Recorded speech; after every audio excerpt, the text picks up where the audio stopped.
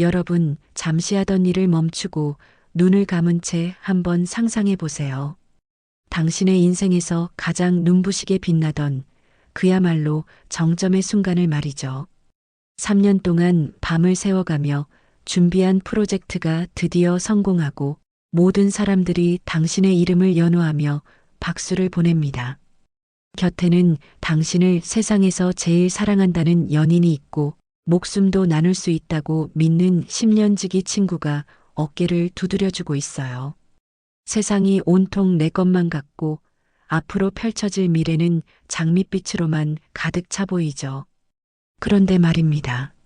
만약 바로 그 가장 황홀한 순간에 당신이 세상에서 가장 믿었던 그 사람들이 당신의 등 뒤에서 차가운 비수를 꽂는다면 어떨까요?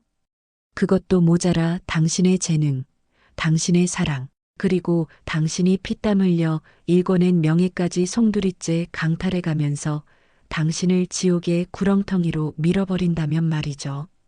오늘 제가 여러분께 들려드릴 이야기는 바로 그런 끔찍한 배신의 늪에서 살아남아 처절하고도 완벽한 핏빛 복수를 완성한 한 남자의 이야기입니다.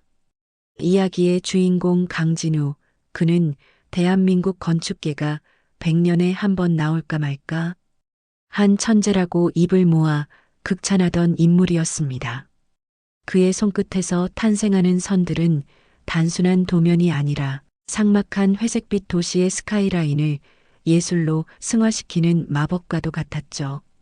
그리고 운명의 그날 밤, 진우는 무려 3년이라는 시간을 뼈를 깎는 고통으로 빚어낸 역작, 스카이돔 프로젝트의 공모전 대상을 확정짓고 축배를 들고 있었습니다. 서울의 야경이 파노라마처럼 펼쳐진 최고급 호텔의 펜트하우스. 진우는 황금빛 샴페인이 찰랑거리는 잔을 높이 쳐들고 아이처럼 해맑게 웃고 있었습니다. 그의 곁에는 유치원 때부터 볼 꼴 못 볼 꼴 다 보고 자란 10년지기 중마고우이자 태영건설의 후계자인 최태성, 그리고 대학 시절 캠퍼스 커플로 시작해 결혼을 약속한 그의 심장과도 같은 연인 이수아가 있었습니다. 태성아, 그리고 수아, 너도 정말 정말 고맙다. 너희들이 내 곁에 없었으면 난 아마 수십 번도 더 포기했을 거야. 오늘 이 영광 전부 너희들 덕분이다. 우리 앞으로도 평생 함께하는 거다. 내가 맹세할게. 너희 둘만은 내가 끝까지 책임진다. 세상 그 누구보다 믿었던 두 사람. 진우에게 그들은 가족 그 이상의 의미였죠. 샴페인이 목을 타고 넘어가는 그 알싸하고 짜릿한 순간, 진우는 자신이 세상에서 가장 행복한 남자라고 확신했습니다. 하지만 그 행복은 잔이 채 비워지기도 전에 산산조각 나버리고 말았습니다. 갑자기 머리를 강타하는 끔찍한 현기증과 함께 시야가 붉게 물들기 시작했고 심장이 터질 듯이 요동쳤습니다. 진우는 그대로 중심을 잃고 차가운 대리석 바닥으로 고꾸라졌습니다. 마비되어가는 몸을 가눌 수 없어 바들바들 떨며 올려다본 시야 속에서 희미해지는 의식 너머로 그가 마지막으로 본 것은 비릿한 미소를 지으며 자신을 내려다보는 태성과 수아의 차가운 눈빛이었습니다. 그 눈빛에는 걱정이나 슬픔 따위는 없었습니다. 오직 탐욕과 조롱만이 가득했죠. 얼마나 긴 시간이 지났을까요? 진우가 눈을 떴을 때 그를 맞이한 건 따스한 아침 햇살도 연인의 부드러운 손길도 아니었습니다. 코를 찌르는 역겨운 쇠 냄새와 손목을 파고드는 차가운 수갑의 감촉, 그리고 들이닥친 경찰들의 거친 고함 소리였죠. 영문을 모른 채 짐승처럼 질질 끌려간 경찰서 취조실. 형사들이 진우의 면전에 탁 하고 내던진 서류 뭉치는 다름 아닌 이중 장부와 횡령 내역서였습니다.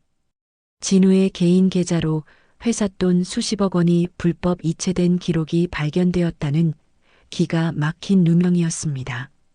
머리가 윙윙거리고 심장이 터질 것 같은 공포 속에서 진우의 시선이 우연히 취조실 구석에 켜진 낡은 TV 화면에 꽂혔습니다. 그리고 그는 자신의 눈을 의심해야만 했습니다. 뉴스 속보라는 붉은 자막과 함께 수많은 플래시, 세례를 받으며 친구 최태성이 환하게 웃고 있었습니다.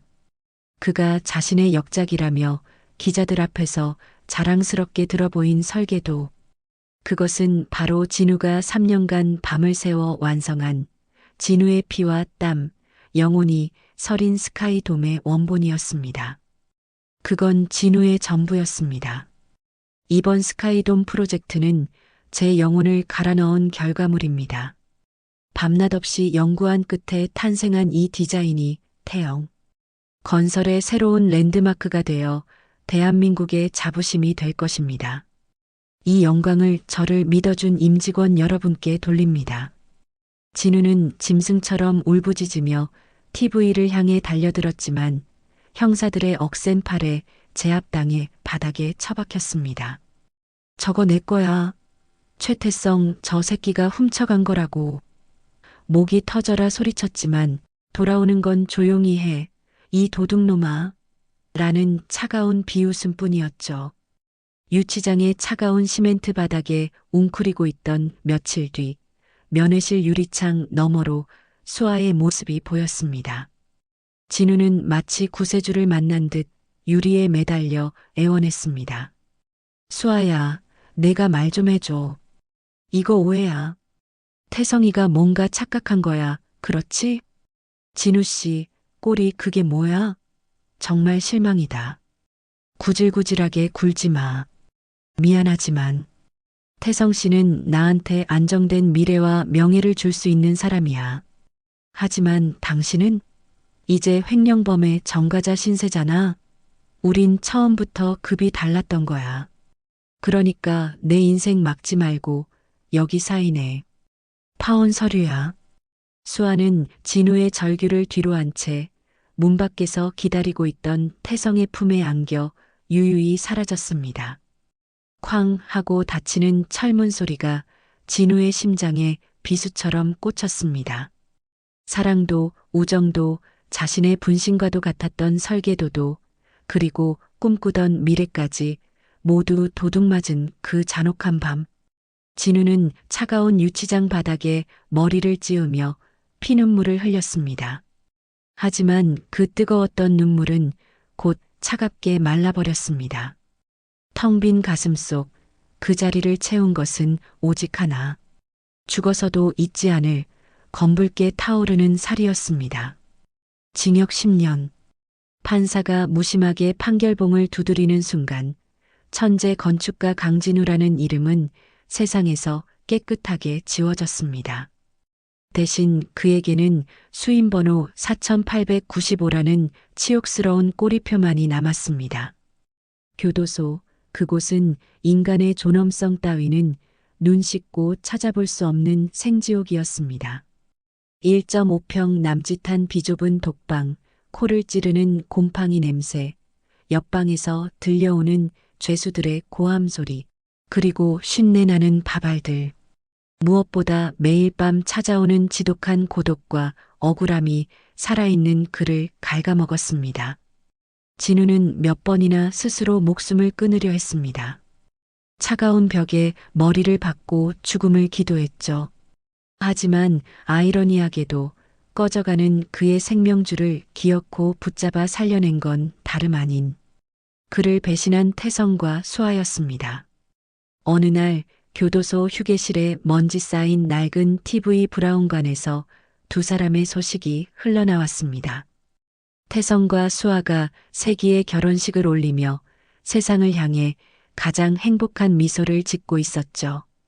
태영 건설은 진우가 뺏긴 스카이돔 설계를 발판 삼아 승승장구했고 두 사람은 대한민국 상위 1%의 삶을 누리며 영웅 대접을 받고 있었습니다.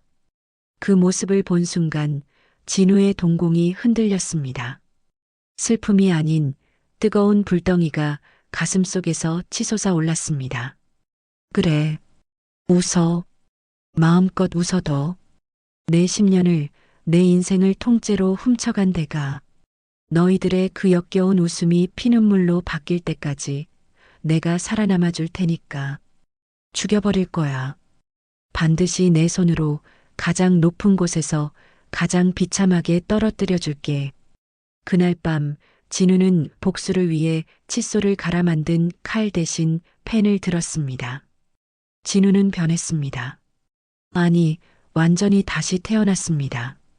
그는 더 이상 밤마다 울지 않았습니다. 감방 한 구석을 차지하고 있던 건축학 서적을 모두 치워버리고 대신 금융, 주식, 인수합병에 맨들어 그리고 법률 서적을 미친 듯이 파고들기 시작했습니다. 감옥은 그에게 지옥이 아닌 또 다른 학교가 되었습니다. 그곳에는 억울하게 누명을 쓰고 들어온 전직월가 출신의 펀드 매니저, 한때 금융가를 주름잡던 기업 찬양꾼, 그리고 선생님이라 불리는 천재적인 경제사범들이 득실거렸죠. 진우는 자존심을 버리고 그들의 수족이 되었습니다. 빨래를 하고 발을 닦아주는 치욕을 견디며 그들의 머릿속에 든 자본의 논리와 돈의 흐름, 그리고 법망을 교묘하게 피하는 어둠의 기술을 하나하나 전수받았습니다. 진우의 감방 벽면은 이제 아름다운 건물을 짓는 도면이 아닌 거대하고 치밀한 복수국의 설계도로 가득 찼습니다. 밤마다 그는 머릿속으로 시뮬레이션을 돌렸습니다. 태영 건설의 주가 흐름, 태성의 성격적 결함과 열등감, 수아의 사치스러운 취향과 인맥, 심지어 그들이 숨겨둔 비자금 루트까지. 그는 바깥 세상의 그 어떤 전문가보다 더 깊이 그들을 분석하고 모든 변수를 계산하여 완벽한 시나리오를 짰습니다. 시간은 더디지만 정직하게 흘렀고 마침내 태영 건설이 무리한 해외 사업 확장을 시작했다는 뉴스가 들려올 때쯤 진우의 출소일이 다가왔습니다. 10년 전 눈빛이 맑았던 순진한 건축가는 이미 죽고 없었습니다. 이제 그곳엔 감정을 거세당한 채 차가운 이성과 날카로운 계획으로 무장한 복수를 위해 숨을 쉬는 괴물만이 남아 있었죠.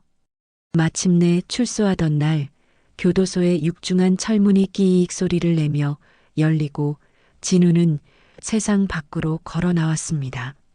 아무도 그를 마중 나오지 않은 텅 빈 도로, 쓸쓸한 아침이었습니다. 살을 애는 듯한 겨울 칼바람이 그의 얇은 옷깃을 파고들었지만 진우는 추위를 전혀 느끼지 못했습니다. 그의 눈빛은 이미 겨울바람보다 더 차갑고 매서웠으니까요. 그는 품속에서 10년 동안 품어와 꼬깃꼬깃해진 땀과 눈물로 얼룩진 사진 한 장을 꺼냈습니다. 행복하게 웃고 있는 태성과 수아의 잡지 오려낸 사진. 진우는 라이터를 켜 그 사진에 불을 붙였습니다. 기다려. 이제 진짜 게임을 시작할 때니까. 너희가 내 피와 살로 쌓아 올린 그 모래성, 내가 모조리 밟아 부숴줄게. 화르륵 타오르며 검은 재가 되어 허공으로 흩날리는 사진을 보며 진우는 낮게, 아주 낮게 짐승의 으르렁거림처럼 은조렸습니다. 그의 복수는 이제 막 카운트다운을 시작했습니다. 출소 후 1년 대한민국 재계에는 짙은 안개처럼 기묘하고 은밀한 소문이 돌기 시작했습니다. 정체를 알 수 없는 미지의 슈퍼 개미, 일명 투자자 제이가 나타나 파산 직전의 기업들을 인수하거나 막대한 자금을 빌려준다는 소문이었죠. 제이는 마치 유령 같았습니다. 절대 자신의 모습을 드러내지 않았고 오직 신뢰할 수 있는 극소수의 대리인을 통해서만 움직였습니다. 아무도 그의 얼굴을, 목소리를 알지 못했습니다. 그리고 그 유령 제이의 차가운 총구는 아주 천천히 하지만 한치의 오차도 없이 태영 건설의 심장을 정조준하고 있었습니다. 당시 태영 건설의 회장 자리에 오른 태성은 겉보기엔 화려한 재벌 회장이었지만 속은 골물대로 골마 썩어 들어가고 있었습니다. 아버지에게 인정받고 싶다는 열등감에 야심차게 추진했던 동남아 리조트 사업이 현지 법률 문제와 사기 계약으로 자초되면서 회사는 수천억 원이라는 천문학적인 빚더미에 올라앉은 상태였거든요. 야, 이 멍청한 놈들아. 내가 돈 구해오라고 했지. 은행 대출이 막혔으면 사채라도 끌어오란 말이야. 당장 다음 달 돌아오는 어음 못 막으면 우리 회사 공중분해라고 알아들어? 내 말이 말 같지 않아. 지금 당장 돈 가져와. 태성은 비서에게 육중한 크리스털 재떨이를 집어 던지며 고래고래 소리를 질렀습니다. 그의 눈은 핏발이 서서 충혈되어 있었고 손은 알코올 의존증 환자처럼 덜덜 떨리고 있었습니다. 그의 곁에 있던 아내수아 역시 불안하기는 마찬가지였습니다. 그녀는 바닥에 널브러진 명품 쇼핑백들을 신경질적으로 발로 차며 손톱을 물어뜯고 있었죠. 부부의 불안이 극에 달해 서로를 원망하며 물어뜯으려던 찰나 태성의 개인 휴대전화가 울렸습니다. 발신자 제한 표시. 그것은 지옥에서 내려온 동아줄 제2의 대리인이었습니다. 그들은 태성에게 상상조차 할 수 없는 파격적인 제안을 했습니다. 담보도 보증도 없이 당장 부도를 막을 수 있는 급전 500억 원을 즉시 융통해 주겠다는 것이었죠. 단 조건은 단 하나였습니다. 만약 기한 내에 상환하지 못할 시 태영건설의 경영권이 걸린 핵심 지분 일부를 투자자 제2에게 양도한다는 주식 담보 계약이었습니다. 태성은 잠시 망설였습니다. 너무나 좋은 조건은 반드시 함정일 수 있다는 것을 그도 머리로는 알았으니까요. 하지만 눈앞에 닥친 부도의 공포가 이성을 마비시켰습니다. 당장 내일이면 회사가 망하고 길거리에 나앉을 판국이었으니까요. 그래. 일단 맞고 보는 거야.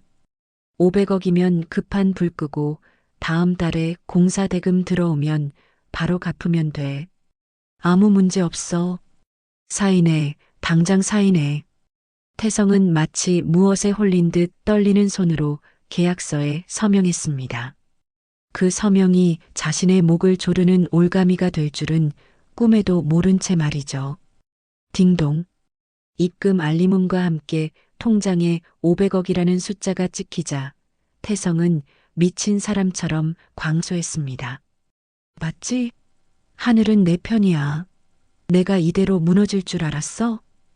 그는 위기를 넘겼다고 착각하며 비서에게 당장 강남 최고급 룸살롱을 통째로 예약하라고 소리쳤습니다.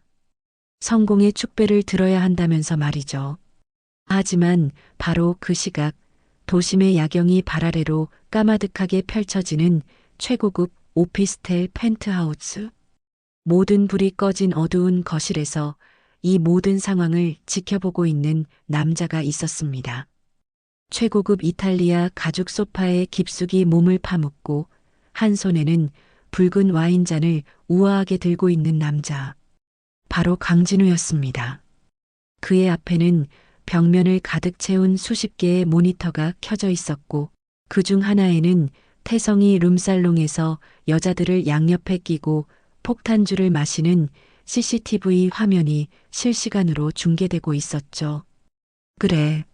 마음껏 즐겨둬, 태성아. 그 술이 내 인생의 마지막 축배가 될 테니까. 덫은 이미 놓였고 넌 제 발로 걸어 들어왔어. 이제 내가 가진 모든 것을 하나씩 아주 천천히 벗겨줄게. 진우는 와인잔을 천천히 흔들며 모니터 속 태성의 멍청하고 풀린 눈을 비릿하게 비웃었습니다. 완벽하게 세탁된 신분, 지난 1년 동안 해외 선물 투자로 불린 천문학적인 자금, 그리고 감옥이라는 지옥불에서 단련된 냉혹한 승부사의 기질. 진우는 이제 건물을 짓는 선한 건축가가 아니었습니다. 그는 자본이라는 무기로 사람의 영혼을 파괴하고 인생을 파멸시키는 죽음의 설계자가 되어 돌아온 것입니다. 쥐도 새도 모르게 태성의 발밑은 이미 늪으로 변해 무너져 내리고 있었습니다. 태성은 제2의 자금 덕분에 발등에 불은 껐다고 생각했지만 그것은 거대한 착각이었습니다. 회사의 상황은 밑 빠진 독에 물 붓기였죠. 진우의 지시를 받은 제이는 태성 몰래 뒤에서 은밀하게 자재 공급망을 차단하고 태영건설의 하청업체 사장들을 매수하여 공사를 고의로 지연시켰습니다. 멀쩡하던 크레인이 갑자기 고장나고 철근 공급이 끊기자 건설 현장은 올스톱되었습니다. 성난 인부들은 붉은 머리띠를 두르고 본사 앞으로 몰려와 꽹과리를 치며 임금체불 시위를 벌였습니다. 매일 아침 뉴스에는 태영건설의 부실 공사 의혹이 보도되었고 주가는 하루가 다르게 곤두박질 쳤습니다. 주주들의 항해 전화가 빗발쳐 업무가 마비될 지경이었죠. 집안 분위기 역시 최악으로 치달았습니다. 돈줄이 막히자 신경이 날카로워진 태성과 수아는 서로의 탓을 하며 짐승처럼 물어뜯기 시작했습니다. 당신 대체 경영을 어떻게 하는 거야? 아버님이 물려주신 이 알짜 회사를 10년 만에 이렇게 말아먹을 셈이야? 내 친구들이 나보고 뭐라고 수군거리는 줄 알아? 부도난 재벌 사모님이라고, 껍데기뿐인 사모님이라고, 뒤에서 얼마나 비웃는 줄 아냐고, 창피해서 얼굴을 들고 다닐 수가 없어. 닥쳐. 너야말로 갤러리 운영한답시고 그림 산다 뭐한다 하면서 회사 돈 빼돌린 거. 내가 모를 줄 알아? 그 돈이면 직원들 월급 주고도 남았어. 우리가 누구 사치 때문에 이 고생인데. 너 그 입 다물지 않으면 확 다 엎어버리는 수가 있어. 고성이 오가고 급기야 유리 화병이 벽에 부딪혀 산산조각 나는 소리가 들렸습니다. 부부싸움이 극에 달해 파국으로 치닫던 그때 다시 제이 측에서 은밀한 연락이 왔습니다. 이번에는 태성이 절대로 거절할 수 없는, 아니 거절해서는 안 되는 엄청난 제안이었습니다. 바로 정부가 주도하는 수조원 규모의 신도시 랜드마크 건립 사업 입찰. 이 입찰만 따낸다면 태영건설은 단숨에 모든 빚을 청산하는 것은 물론 재계 서열을 단숨에 뒤바꿀 수 있는 절호의 기회였습니다. 그것은 굶주린 태성과 수아에게 너무나도 달콤한 하지만 치명적인 독이 든 사과였습니다. 제이는 입찰 설계를 전폭적으로 돕겠다며 해외에서 활동 중인 베일에 쌓인 천재, 수석 디자이너를 파견하겠다고 제안했습니다. 물론 그 수석 디자이너의 정체는 철저히 비밀에 붙여졌죠. 태성은 의심할 여력조차 없었습니다. 오직 성공에 대한 맹목적인 욕망, 다시 한번 세상의 중심에 서고 싶은 허영심뿐이었으니까요. 수아는 왠지 모를 싸늘한 불안감을 느꼈습니다. 제이가 요구하는 조건들이 너무나도 교묘하게 회사의 핵심 인사권과 경영권을 야금야금 침해하고 있었기 때문입니다. 하지만 이미 벼랑 끝에 몰린 그들은 제이가 내민 손을 잡을 수밖에 없었습니다. 다른 선택지는 없었으니까요. 이 모든 상황을 진우는 어둠 속에서 고성능 헤드셋을 쓴 채 감상하고 있었습니다. 태성의 집무실 책상 밑, 그리고 수아의 은밀한 침실에 미리 심어둔 초소형 도청 장치를 통해서 말이죠. 서로를 저주하고 욕하는 그들의 추악한 목소리, 비명소리, 물건이 부서지는 소리를 들으며 진우는 조용히 위스키를 들이켰습니다. 그 소음은 진우에게 그 어떤 교향곡보다 아름답게 들렸습니다. 그래, 더 싸워, 더 찢어발겨. 너희들의 그 추악한 바닥을 보니까 내 마음이 다 편안해지는군. 서로를 증오할수록 내 복수는 더 완벽해질 테니까. 진우는 다음 단계의 버튼을 눌렀습니다. 그것은 바로 10년 전 그들이 훔쳐갔던 그 설계도의 원본 파일을 교묘하게 수정한 디자인을 그들에게 넘기는 것이었습니다. 태성은 그 디자인을 보고 환호성을 질렀습니다. 이거야, 이걸로 난 다시 왕이 된다. 그 아름다운 설계도가 자신들의 무덤이 될 비석이라는 사실도 모른 채 말이죠. 진우는 차가운 미소를 지으며 중얼거렸습니다. 맛있게 먹어. 그게 너희들의 마지막 만찬이니까. 진우의 치밀한 시나리오대로 태영건설은 랜드마크 입찰에 회사의 남은 운명을 모두 걸었습니다. 말 그대로 올인이었습니다. 회사의 남은 부동산, 태성의 개인 자산, 심지어 수아가 애지중지하던 갤러리의 고가 미술품들까지 모두 은행에 담보로 잡혔죠. 그 과정에서 진우는 아주 정교하고 잔인한 심리전을 펼쳤습니다. 대리인을 통해 교묘하게 태성과 수아를 이간질한 것입니다. 수아에게는 태성이 비자금을 조성해 젊은 내연녀와 함께 해외로 도망치려 한다는 거짓 정보를 흘리고 태성에게는 수아가 이혼 소송을 준비하며 재산을 몰래 친정으로 빼돌리고 있다는 조작된 증거 사진을 보냈습니다. 신뢰가 바닥난 두 사람은 서로를 감시하느라 혈안이 되어 회사의 자금이 엉뚱한 곳으로 줄줄 새고 있다는 사실조차 눈치채지 못했습니다. 그리고 마침내 운명의 입찰 프레젠테이션 날이 다가왔습니다. 태성은 제이가 보내준 이른바 수석 디자이너의 획기적인 설계안을 받아들고 전율했습니다. 그 설계안은 너무나 완벽했습니다. 아름다운 곡선과 자연을 품은 혁신적인 공법. 사실 그것은 진우가 감옥 차가운 바닥에서 10년 동안 머릿속으로 수만 번 그리고 지우며 완성한 태성의 얄팍한 실력으로는 흉내조차 낼 수 없는 압도적인 디자인이었습니다. 태성은 그것이 자신의 이름으로 발표된다는 사실에 도취되어 덩실덩실 춤이라도 추고 싶었습니다. 이거야. 바로 이거라고. 완벽해. 이걸로 난 다시 일어선다. 수아 너도 아버지도 세상 그 누구도 날 무시 못해. 내가 바로 대한민국 최고의 건설사 회장이다. 이 건물이 완공되면 내 이름은 역사에 남을 거야. 태성은 전신 거울을 보며 넥타이를 매만지고 발표 연습을 거듭했습니다. 하지만 그는 꿈에도 몰랐습니다. 그 설계안의 저작권 등록이 이미 제2의 이름으로 그것도 전 세계 주요 신계국에 이미 등록되어 있다는 사실을요. 태성이 그 설계안을 공개적으로 발표하는 순간 그는 전 세계적인 저작권법 위반자이자 표절범 그리고 투자자들을 속인 희대의 사기꾼으로 전락하게 될 운명이었습니다. 진우는 이 모든 시나리오를 완성하고 식어 빠진 블랙커피를 단숨에 들이켰습니다. 이제 그들을 지옥의 가장 밑바닥으로 떨어뜨릴 무대는 완벽하게 세팅되었습니다. 한편 수아는 제2의 정체에 대해 끊임없는 의구심을 품고 독자적인 뒷조사를 시작했습니다. 너무나도 태영건설의 은밀한 내부 사정을 잘 알고 있는 투자자. 그리고 어딘가 소름 끼치도록 낯익은 가슴 한구석을 찌르는 듯한 설계 스타일. 그녀의 동물적인 본능이 위험 경고음을 미친 듯이 울렸습니다.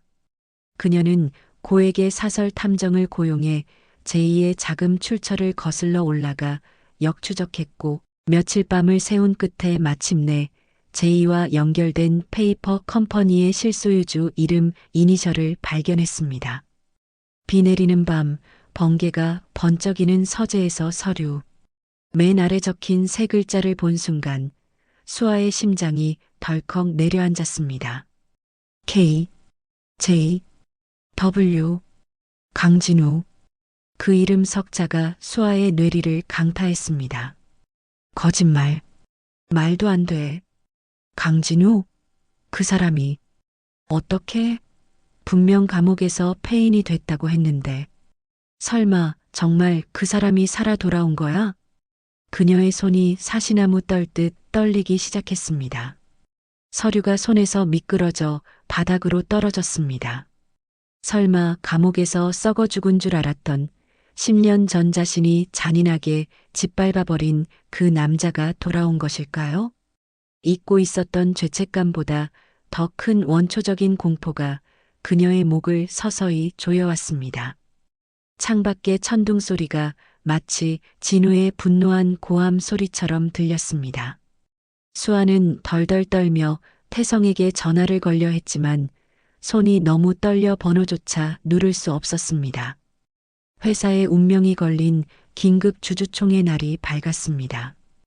호텔 대연회장을 가득 메운 긴장감은 마치 폭풍 전야와도 같았습니다. 태성은 이 자리에서 새로운 랜드마크 설계안을 화려하게 발표하고 회사의 대주주가 된 구세주, 투자자, 제이를 직접 단상으로 불러내 소개함으로써 불안해하는 주주들을 안심시킬 계획이었습니다. 수아는 사색이 된 얼굴로 머리도 제대로 빗지 못한 채 주주총회장에 달려왔습니다. 그녀는 태성의 옷자락을 잡고 필사적으로 말렸습니다. 여보, 멈춰야 해. 제발 멈춰. 제이는 강진우야. 이거 다 함정이라고. 라고 소리치려 했지만 이미 성공의 단꿈에 취해 광기에 휩싸인 태성은 그녀를 거칠게 밀쳐냈습니다. 비켜. 재수없게 아침부터 무슨 헛소리야. 오늘 이 자리는 내 전설이 시작되는 날이라고. 감히 내 앞길 막지 말고 꺼져. 행사장은 수백 명의 기자들과 주주들로 발 디딜 틈이 없었고 쉴 새 없이 터지는 카메라 플래시는 마치 번개와도 같았습니다. 단상에 오른 태성은 자신만만하게 마이크를 잡고 주위를 둘러보았습니다. 승자의 여유가 넘쳐 흘렀죠. 존경하는 주주 여러분, 오래 기다리셨습니다. 오늘 저는 태영건설의 새로운 미래, 대한민국을 넘어 세계를 놀라게 할 혁신적인 랜드마크를 공개합니다. 그리고 우리를 이 위기에서 구해주신 전설적인 투자자, 우리의 구세주 제이님을 이 자리에 모셨습니다. 모두 뜨거운 박수로 맞이해 주십시오. 태성의 호기로운 외침과 함께 웅장한 팡파르가 울리고 무대 중앙의 거대한 문이 굉음을 내며 서서히 양쪽으로 열렸습니다. 쏟아지는 하얀 드라이아이스 연기 사이로 한 남자의 실루엣이 천천히 드러났습니다. 모두가 숨을 죽이고 그를 바라보았습니다. 수아는 다리에 힘이 풀려 그 자리에 주저앉고 말았습니다. 제발 아니기를, 제발 자신의 악몽이 현실이 아니기를 간절히 빌었지만 현실은 잔혹했습니다. 또각, 또각. 구두 굽소리가 소름 끼칠 정도로 선명하고 규칙적으로 정적을 깨고 울려 퍼졌습니다. 몸에 자로 잰 듯 딱 맞는 최고급 블랙 슈트, 차갑게 빛나는 은퇴 안경, 그리고 10년 전 유약했던 모습과는 비교도 안 될 만큼 압도적이고 서늘한 카리스마를 뿜어내는 남자. 강진우였습니다. 죽은 듯이 지냈던, 감옥에서 썩고 있을 거라 생각했던 그 강진우가 당당하게 마치 왕의 귀환처럼 걸어 나오고 있었습니다. 태성은 마치 귀신을 본 사람처럼 하얗게 질려들고 있던 마이크를 쿵 하고 바닥에 떨어뜨렸습니다. 스피커에서 찢어지는 듯한 하울링 소리가 났지만 태성의 귀에는 들리지 않았습니다. 너, 강진우? 내가 왜 거기서 나와? 아니지. 너 진우 아니지? 귀신이지? 장내는 순식간에 아수라장이 되었습니다. 저 사람 강진우 아니야? 옛날에 횡령으로 감옥 간 사람 아니야? 저 사람이 투자자 제이라고? 웅성거리는 소리들이 거대한 파도처럼 밀려왔습니다. 하지만 진우는 전혀 동요하지 않았습니다. 그는 여유로운 미소를 지으며 벌벌 떨고 있는 태성의 곁으로 다가갔습니다. 그리고 태성이 떨어뜨린 마이크를 주워들고 태성의 귀에만 들리도록 나직하고 소름 끼치게 속삭였습니다. 오랜만이다, 친구야. 내가 보낸 선물은 마음에 들었나? 내가 그렇게 원하던 스포트라이트, 오늘 원 없이 받게 해줄게. 진우는 카메라를 향해 천천히 고개를 돌리며 침착하고 힘있는 목소리로 선언했습니다. 그의 눈빛은 카메라 렌즈 너머 전 세계를 꿰뚫고 있었습니다. 반갑습니다. 태영건설의 최대 주주이자 여러분이 그토록 기다리던 제이 강진우입니다. 진우의 등장은 그 자체로 엄청난 충격이었지만 그가 준비한 진짜 쇼는 이제부터였습니다.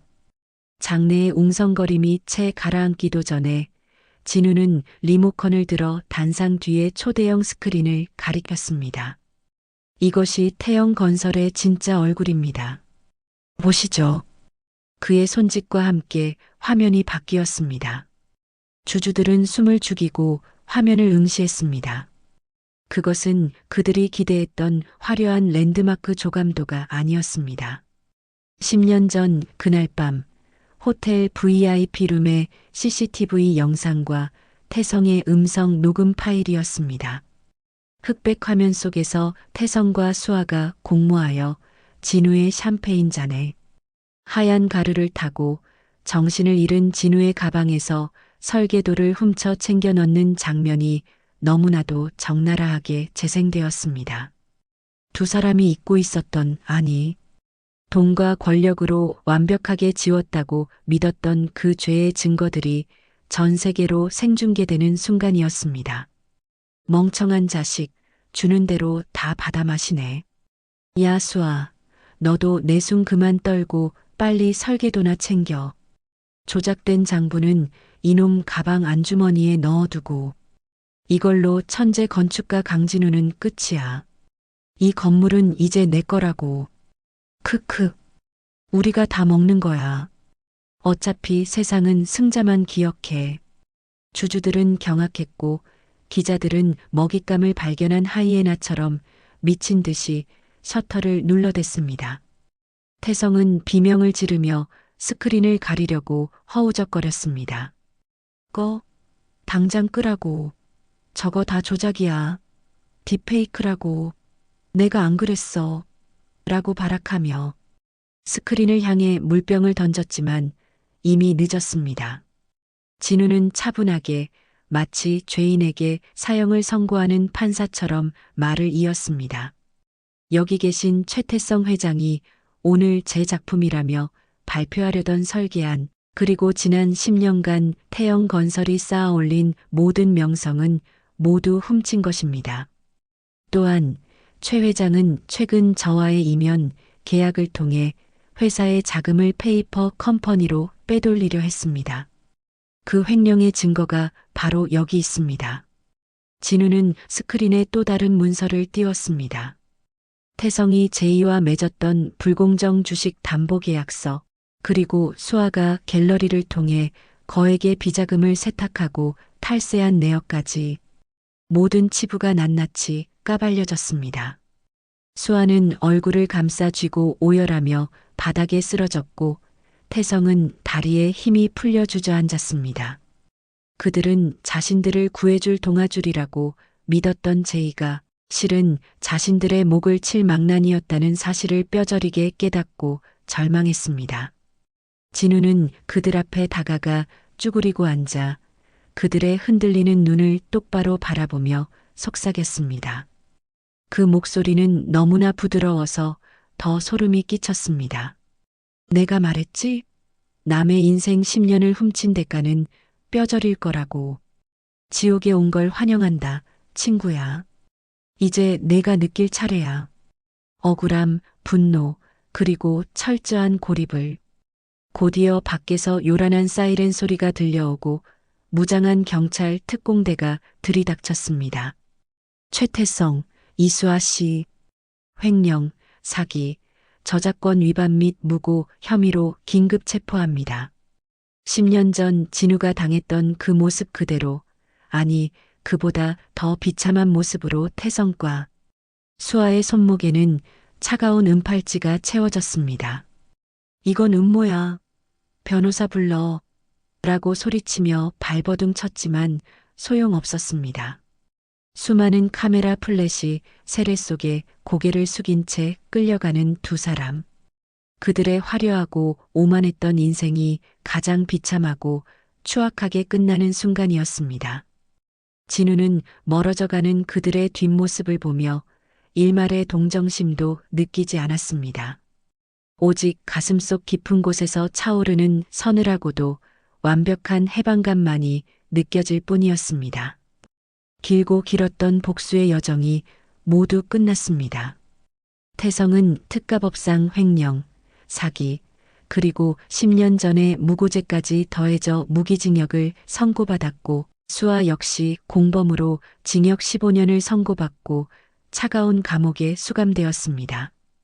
주인 잃은 태영건설은 공중분해되어 역사 속으로 사라졌지만 진우는 그 폐허 위에서 알짜배기 사업부만을 인수해 새로운 건설사 JW 아키텍츠를 설립했습니다.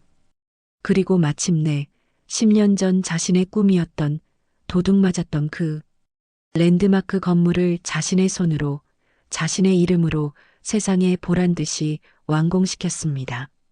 도시가 한눈에 내려다 보이는 초고층 빌딩의 옥상. 진우는 난간에 기대어 불어오는 시원한 밤바람을 맞았습니다. 도시의 불빛들이 별처럼 반짝이는 아름다운 밤이었습니다. 10년 전 그날처럼 샴페인 잔은 없었지만 진우는 그 어느 때보다 취한 기분이었습니다. 과거의 아픔은 가슴에 깊은 흉터로 남았지만 이제 그 흉터는 진우를 더 강하게 만드는 영광의 훈장이 되었습니다. 그는 더 이상 복수심에 불타는 과거의 얽매인 남자가 아니었습니다. 그는 되찾은 자신의 천재적인 재능과 막강한 재력 그리고 지옥 같은 시련을 통해 얻은 단단한 내면으로 세상을 새롭게 설계할 준비를 마친 진정한 리더가 되어 있었습니다. 진우는 주머니에서 손을 꺼내 저 멀리 펼쳐진 허공을 향해 뻗었습니다. 마치 눈앞에 펼쳐진 도시 전체를 자신의 손안에 움켜쥘 듯이 말이죠.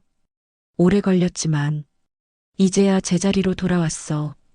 내 인생을 그리고 이 세상을 다시 설계할 시간이야. 이번엔 무너지지 않아.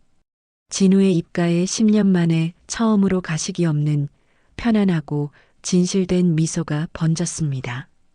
여러분, 정의는 때로 너무 늦게 오는 것처럼 보이고 악이 승리하는 것처럼 보일 때도 있습니다. 하지만 진실은 결코 길을 잃지 않고 반드시 우리를 찾아옵니다. 진우의 잃어버린 10년은 지옥 같은 고통이었지만 그 끝은 그 무엇보다 찬란하고 완벽한 승리였습니다. 오늘 제가 들려드린 강진우의 처절한 복수극이 여러분의 가슴 속에 묵은 체증을 날려버리는 통쾌한 카타르시스를 주었기를 바랍니다. 그리고 혹시 지금 억울하고 힘든 시기를 겪고 있는 분이 있다면 이 이야기가 반드시 다시 일어설 수 있다는 희망의 증거가 되었으면 좋겠습니다. 어둠이 깊을수록 새벽이 가깝다는 사실을 잊지 마세요. 지금까지 설계된 복수 빼앗긴 천재의 10년이었습니다. 긴 이야기 들어주셔서 감사합니다. 다음에 더 흥미진진한 이야기로 찾아오겠습니다.